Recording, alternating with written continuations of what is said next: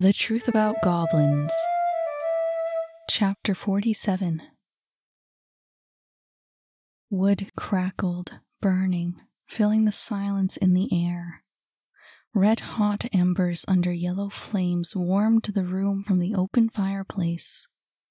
Seated close to the hearth, Saphira tugged at the blanket around her shoulders. Her hands felt like ice, her feet numb. The fire was hot, the room itself was warm, but she felt none of it. She closed her eyes and shivered. But she opened them a moment later, frightened by the images inside her own head. She pulled at the blanket again and looked back to the fire.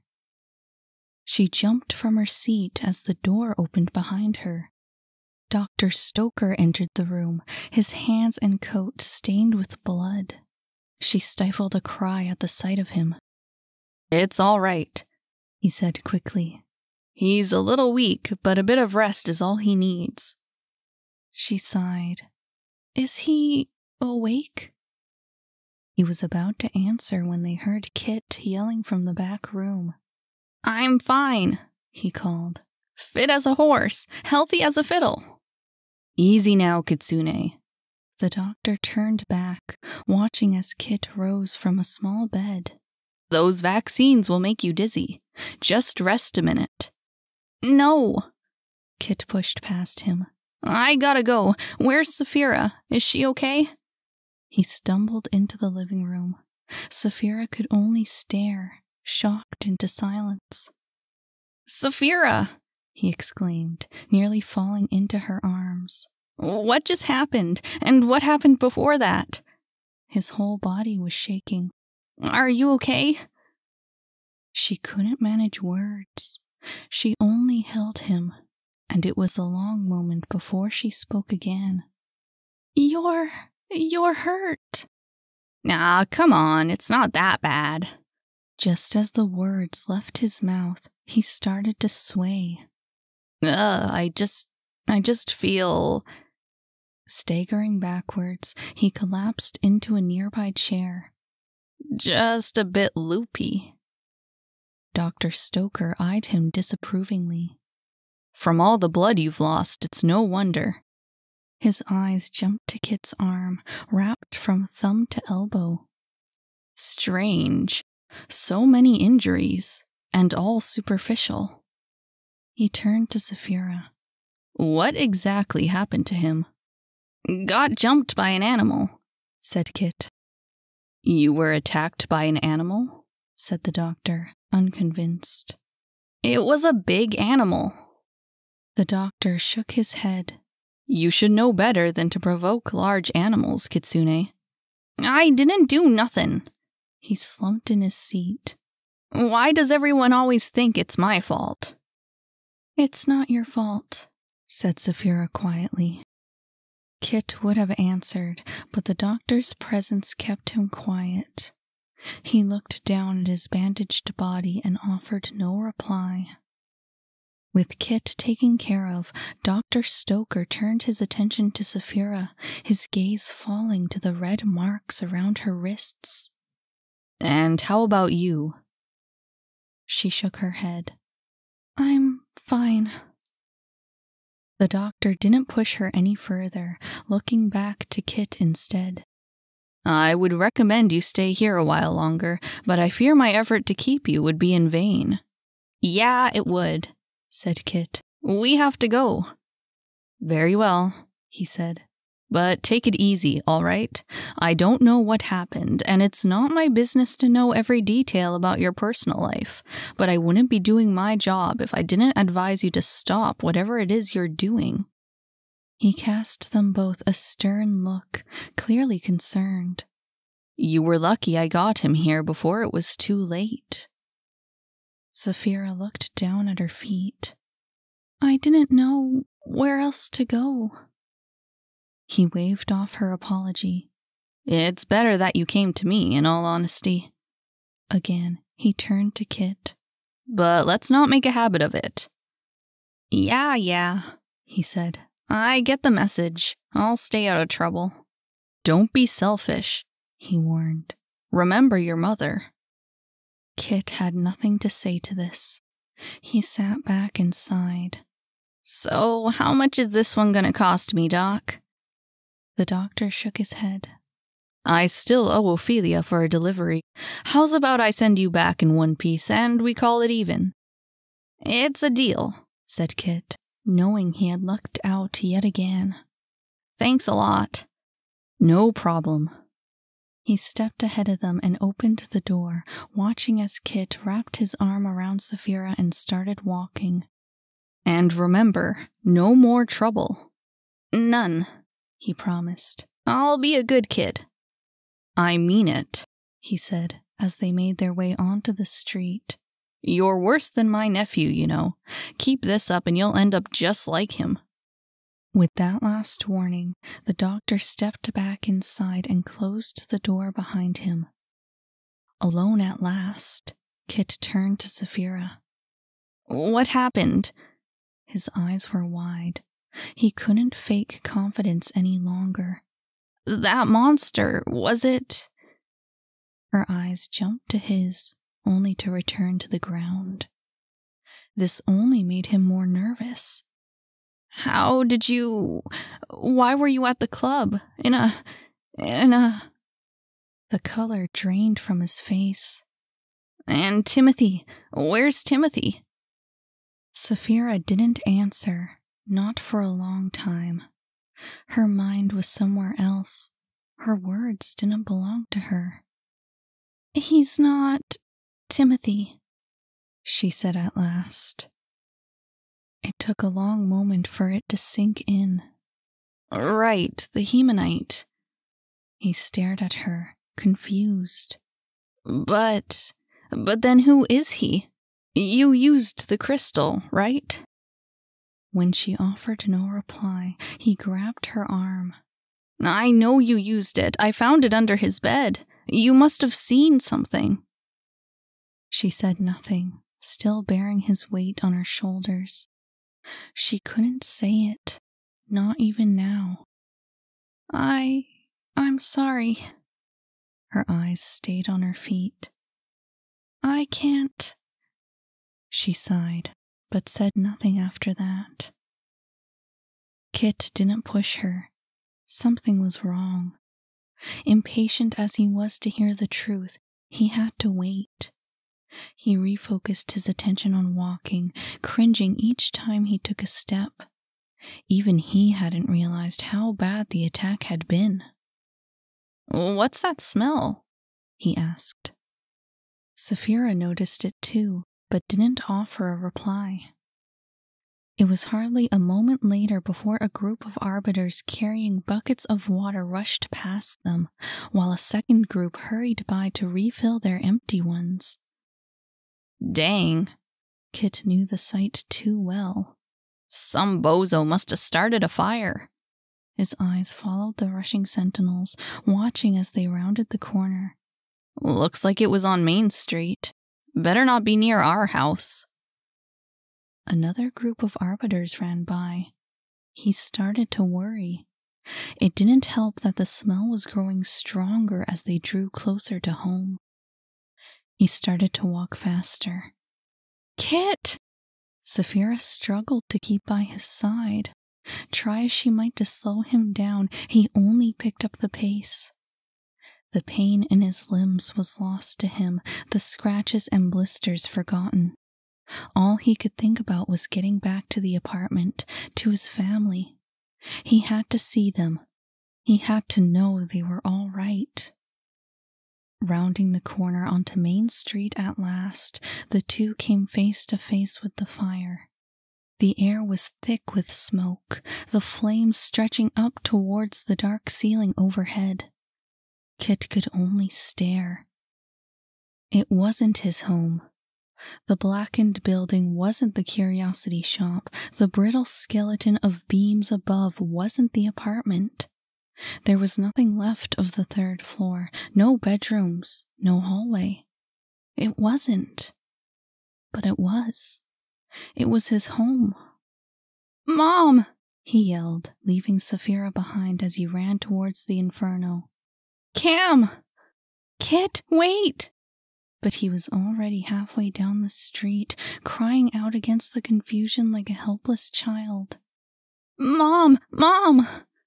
He thought of Ophelia and Cam, in the fire, burning. Mom! Something struck his chest and pulled him back. He choked on his words, the air forced from his lungs. One moment he was facing the fire, and the next it was gone. He found himself staring into a pair of dark, gleaming eyes. You wretched little rat! Kit knew the voice, the strength of the arm that held him against the wall, but it was a long moment before he recognized the face. Bellator! What were you thinking, Kitsune Mustelini? His face was scarred, his eyes burning with fury. Siding with transgressors. What about your mother, Kitsune? He pressed him harder, crushing his chest. What were you thinking? Oh, wait, how did you... why... Kit couldn't believe what he was seeing, couldn't understand why he was angry. The old theater! So you and your friends are disappointed, is that it? Though his face was shadowed by the hood pulled over his head, there was no hiding his rage. Why, Kitsune? What did they promise you? Kit couldn't make any sense of it. Where's my family? He tried to push past him. Bellator, where's my mom? Answer me. He pushed him back, forcing a cry from Kit's throat. Why were you with those transgressors? Kit tried to catch his breath, his eyes watering from the smoke in the air. Transgressors? He began to understand. Wait, how did you... Why were you at that meeting? Stop! He grasped his arm, desperate. I wasn't part of it, I swear. I don't know what they were doing. I was just following Mikau. I just wanted to see. There were tears now. His voice cracked and came out as a whisper. Where's my mom? Where's Cam? Kitsune? They turned away from one another, towards a figure outlined by the burning building. Bellator lifted his arm. Kit ran to her. Mom! Ophelia nearly screamed when she saw him. Kitsune! She cried, taking him in her arms. What happened to you? All these bandages! And your clothes! She cupped his face in her hands. Little fox, what happened? Never mind what happened to me, he said, pushing her away. What the heck happened here? He looked up at the burning apartment. What happened to our home? Saphira emerged from behind, followed by Cam.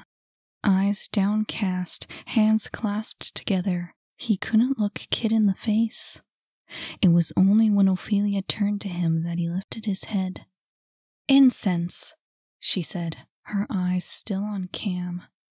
Mr. Mustelini knocked over a stand of incense. Incense?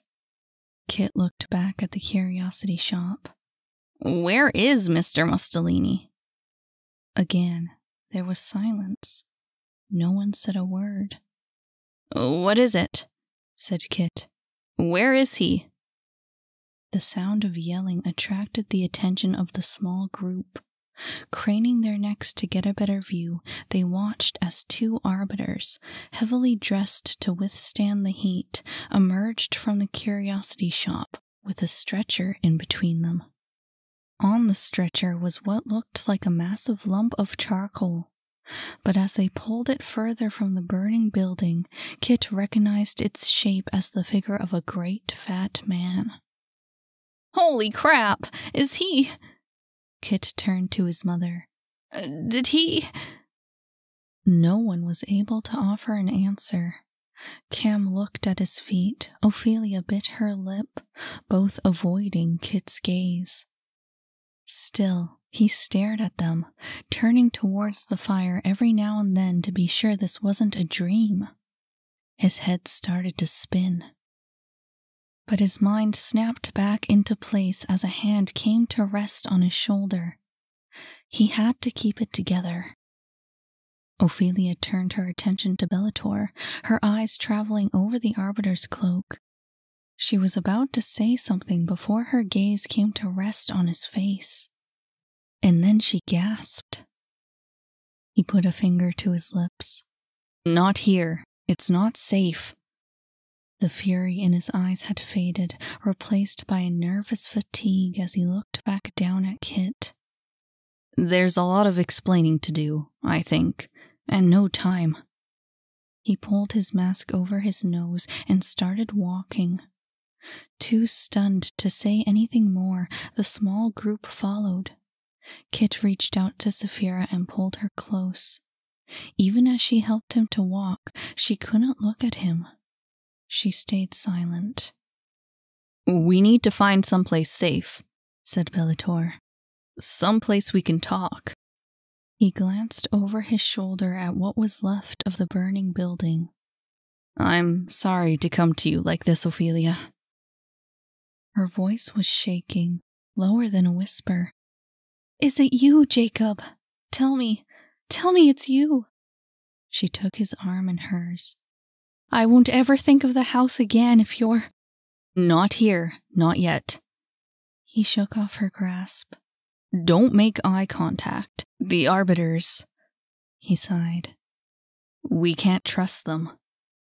Kit's mind jumped back to the meeting. "Hey, Yang said that too. What's going on? Why can't we—" "Later, kid." Bellator didn't dare look back.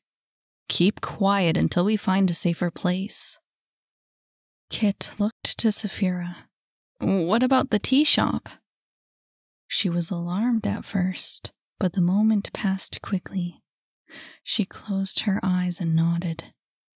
Ophelia turned around. "Would that be all right with you, honey? We can try finding someplace else." Saphira took a deep breath. "It's fine." She looked down. "But the key—" "I've got one," said Kit, remembering his search of the shop earlier that day. The keys were still in his pocket. "It's not far from here." Bellator stepped aside and let them lead the way. "We have to hurry. Like I said, there's a lot of explaining to do." His gaze fell on Saphira as she passed, but he said nothing more, and no one offered a reply.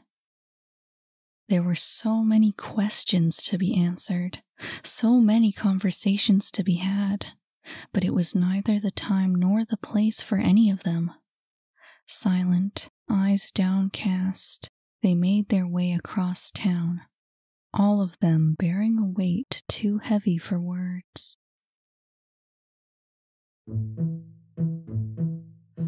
Hey, hi, I'm your narrator, Miranda Eastwood, also the author of The Truth About Goblins.